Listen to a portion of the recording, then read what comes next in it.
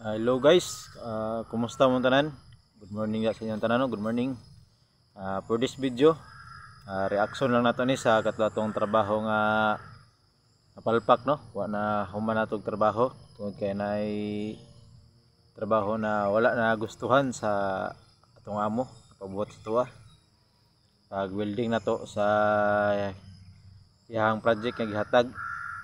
Sayang kayo ang mong project kunta kay ako gatong opportunity para sa kuha nga naga-practice, nagatuon og welding, naga-enhance. So sayang no, kay wala na tarong ang paghatag sa kuan pattern. Sayang kayo.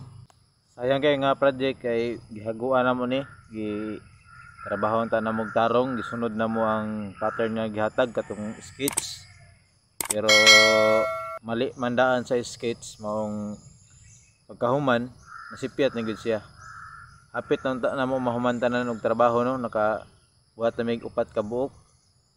Mga bana-bana nako na lang sa mga duha na lang kadlaw ang kulang mahuman ta ni among project nga gitrabaho. Kay higawan pa ni namo magagaw siya, pero ang nagsabot ani ako magagaw among amo. Pero sayang lang kay siguro misunderstanding lang sa gihatag nga instruction siguro kung nasipyat kay, pero kaya pa man tong resolbahon kaya ano kuan solusyon. Pero wala man ganahe ang among nga kami pa yung trabaho mo tong yan na lang gipatrabaho sa uban.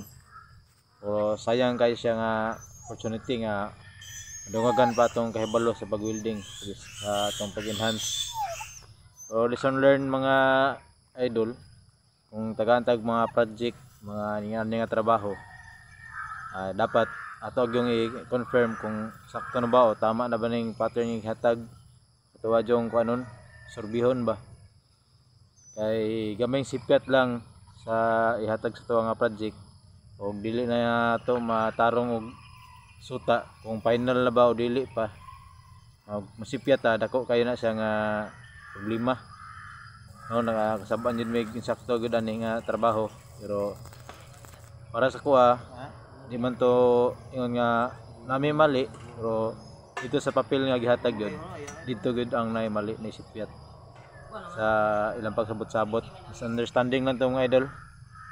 O unta na pay project nga sunod maabot sa mo o unta matarong gud ma-finalize mga trabahon nga ihatag no, kay para dili magkaaberya ang trabaho o di masayang ang effort na gihatag sa trabaho ba. Kay para sa kuha naningkamot jud nga matarong po na ko ang trabaho aron masundan pa ang mga project, mga isugo nga trabaho. Kay kinahanglan pud kay nato para sa itong pamilya ba natong gibuhat.